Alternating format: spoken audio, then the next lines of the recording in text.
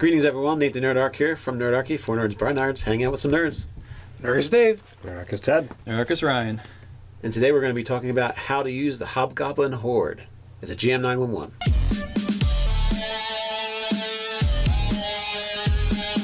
If you guys have GM 911s, even viewer suggestions, you can send them over to nerdarchy@gmail.com, or you can send it over to the forum where we found this one. And I believe you'll be putting the GM91 in the description below, right? That is correct. We might have to paraphrase it because... no way, I'm putting it in there. Oh, you guys can read it, and you guys can tell Zorak what you think of his condensed version of a GM 911. Short and long version. All right, so the gist of it is the campaign that Zorak has going on. The party wants to go up against hobgoblins because they're an intelligent adversary. They use tactics. There's a lot of them, but and they hate them or something. And they hate them. But as the campaign rolls on, he doesn't want to constantly just be there's more. You don't want to have your garden variety hobgoblin. So how do I spice this up? Nerdarchy, please, you're my only use hope. the same tactics. He's like, do I use class levels? But you actually have it a little bit backwards because in 5th edition of the dragons, you don't add classes to your monsters. You add monsters to your NPCs. So the page 282 of your Dungeon Master's Guide has the NPC features, which has the ability modifiers and features that you would add to an already created NPC. Oh, I want to make a Deep Gnome Archmage. Okay, well, you grab the Archmage, and then you just slap on a +1 to Strength, +2 to Dex, and add these cool features, and voila, I've got a Deep Gnome Archmage. Done. So for Hobgoblin... You would use the Knight, the Veteran, the Gladiator. Right. You know, if you wanted to use the Priest or Cleric, you could use those. But, there's no stat adjustments that are necessary. You get Martial Advantage, Dark Vision, and then it's got the ability to speak Common and Goblin. Now, there's nothing to say beyond this that you couldn't tailor-make some significant challenges that you want to throw against them.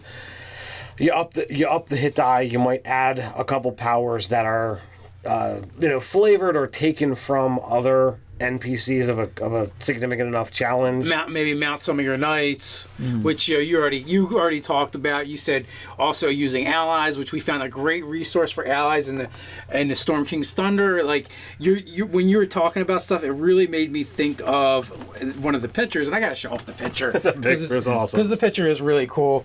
And that guy is called a Goblin Hawker.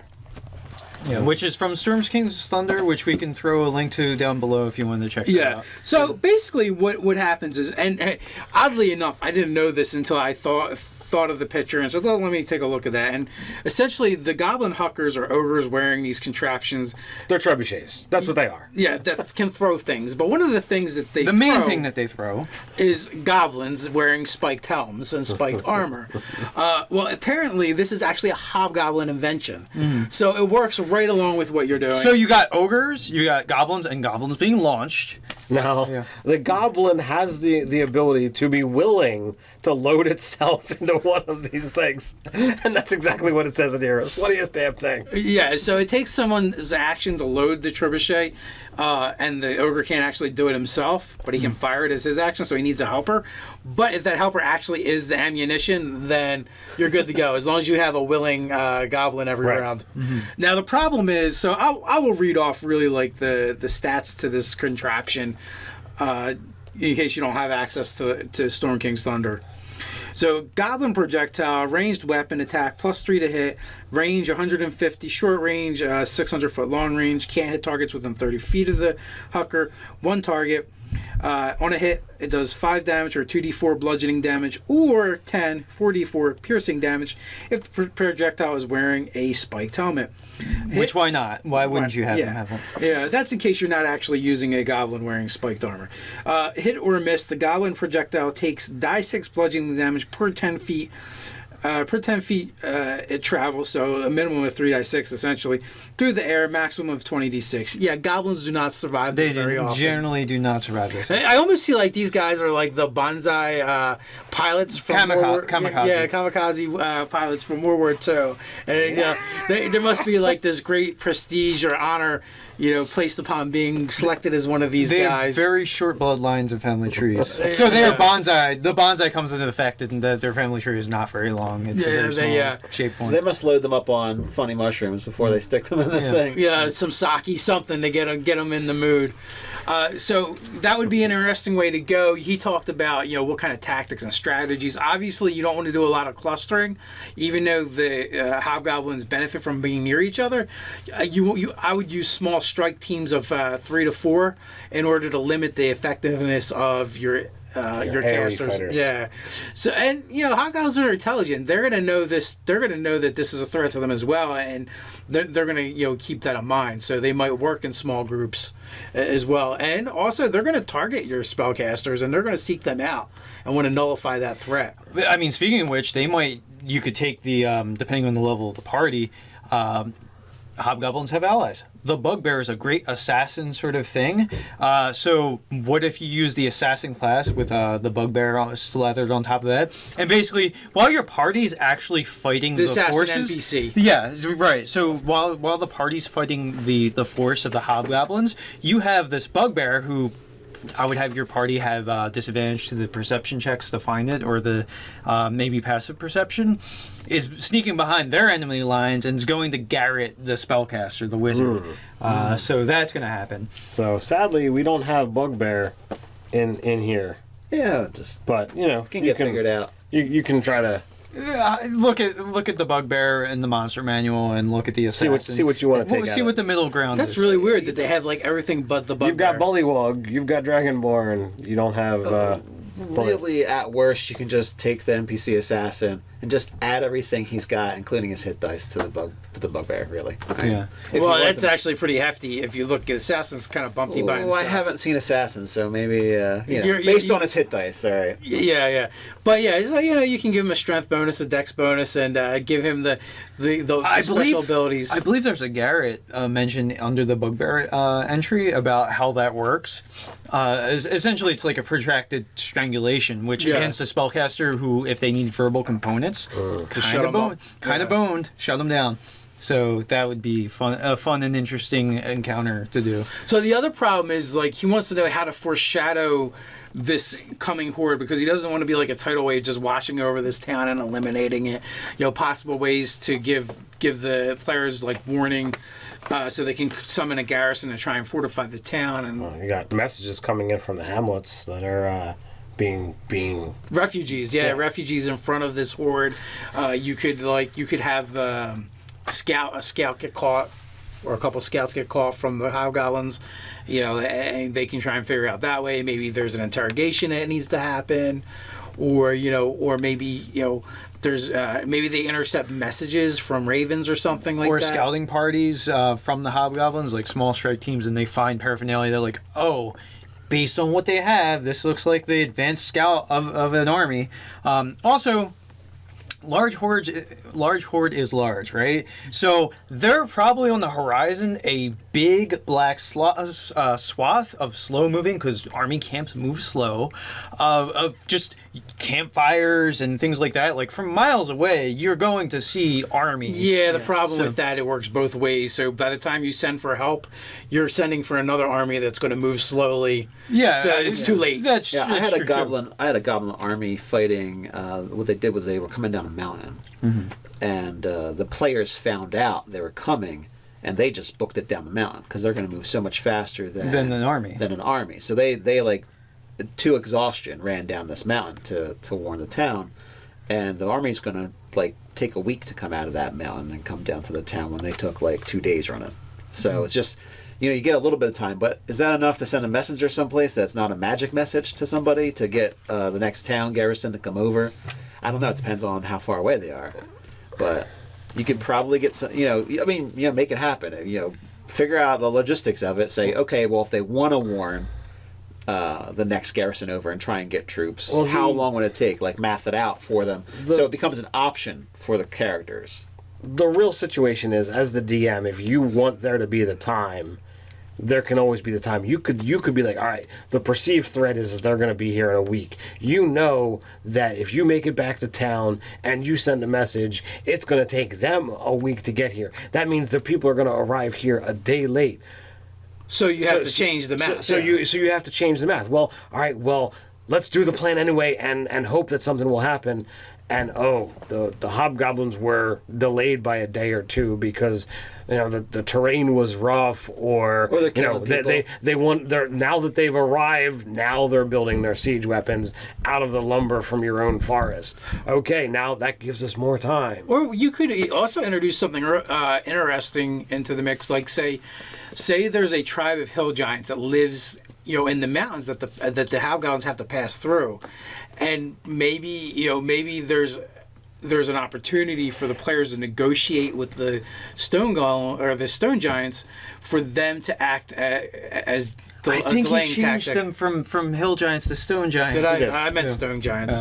Hill giants. Would He's work, making it whatever. up as he goes along. But I feel like stone giants are more amicable. So Yeah. is it? But Yeah. so basically they harass and harry the hobgoblins while they're moving through the mountains, not really directly engaging them, Just throwing some boulders. just throwing some boulders because they're not really interested in getting involved. And little known fact, bowling is a favorite pastime of stone giants. So It they're like is. doing mountain bowling.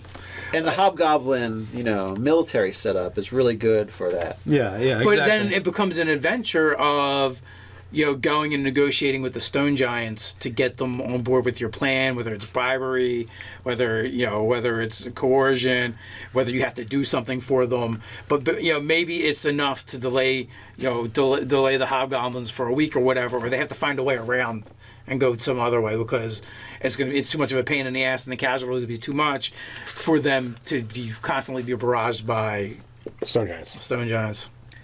Yeah, that works. The boulder chucking thing. And also, too, again, you could encounter the advanced scout of the army because they could be... The advanced scout could be a few weeks ahead of the actual main host of the army. It could be that the players are out doing something kind of far afield, and what's that on the horizon? And the players are able to move that much quicker than the entirety of an army. Or even like Ted said, where there's other places that are being overrun, and maybe they have a magical means of communicating, or more traditional, and they're able to get off a couple ravens or pigeons or something. And through that you get an advance warning of 2 weeks or whatever you feel like you need as the DM for your players. Or the beacons. You could have the beacons like Lord of the Rings. You could have the beacons. It's always going to come down to make the math of whatever it is work for you. As the storyteller, the DM, game master, whatever title you want to use, you always have the ability to have things fit as your narration needs it to be. So make it work. They get there when you want them to get there, essentially. Yes. They're You can always make it seem like they're closer than they are, and help arrives right as it needs to be. In the nick of time, Either just before battle starts or just after the battle starts. Wherever is going to be the most dramatic, the most impactful upon your story. Make it fun. That's what you're there for. Or the help arrives just as the party is soundly defeated. Yeah, so they don't get killing blowed. Yeah. Now, I would say you could also do something where if you have a ranger in the party, or if you can get a hold of rangers, there's always rangers about in the woods around towns, I would say. I mean, that's what they're kind of there for. They're like the forest warders. So you get a group of them together and get some of the hunters from the town together, and they can go off and kind of just harry and annoy. They can nag. Yeah, they can nag them. Yeah. And shoot when you're setting up your fire, you get a whole bunch of arrows shot at you. When you're setting up your trebuchet, you get a whole bunch of arrows shot at you, and then they just run off. They shoot their volley, and then they run. They can also set up their own traps and various things. And That's where I originally thought you were going. Yeah. Well, you can also do that, but let's say there's just hunters that don't. I mean, rabbit trap, just make it bigger. We'll catch ourselves a hobgoblin. But large sort of pitfalls and things like that. That they can take out things, or maybe it's in a terrain part of you dug out this thing that they have to go around several miles because you've just made the terrain inhospitable for them otherwise. And I just was watching this war anime where they set a forest on fire to stop, and it was the only way through this valley was this forest. So they just set the whole freaking forest on fire, and it was slowly burning. They made it so it was going to slowly burn towards the advancing army. Now you're not going to make any friends with any druids, but this is an option. But as well. you'll live. Yeah. And then you're no longer under siege by hobgoblins as druids. Yeah, so that's a tactic for delaying them again. along with setting the fire. traps, along with the volley of arrows, You could do small strike forces or raids, burning down tents, befouling or stealing any supplies that they might need, especially food stores. Having Armies don't march on an empty stomach. towns and hamlets that get abandoned, but they leave behind their foodstuffs and their water and their booze and all that stuff, and it's all poisoned or tainted. Right. So you make even if you're just making them sick and having them having infirm to worry about will slow them down. Sick would be better, especially if it's something that's contagious, rather than just outright killing them. Right. Yeah. Well, and also too, there's the sickening thing, but I think the tactic of the citizenry of Russia when like Napoleon was invading was that they would light their fields on fire, so that this way when Napoleon's army was marching, that there was no food because the populace was destroying it as they were retreating. So. It's going to create problems for them, but a little short-sighted. Yeah, well, it's just dealing with an invasion force. It's flipping your enemy the bird. It's a problem. It was supposed to teach a lesson of history, but Hitler didn't learn that lesson. Yeah. And he did this pretty much the same. So we've gone really far afield, I feel like, now with all the things we were like, here, you can delay them this way or that way. The point is they can get there when they get there. It's up to you. There's different things where you can have the players involved with that. So hopefully we've given you enough to work with. In the comments below, you guys, why don't you help out? You can see the original post in the description. While you're at it, like, share, and subscribe. You can tweet at us at Nerdarchy. You can also find us over on Instagram. Check out the articles over at nerdarchy.com. So until next time, stay nerdy.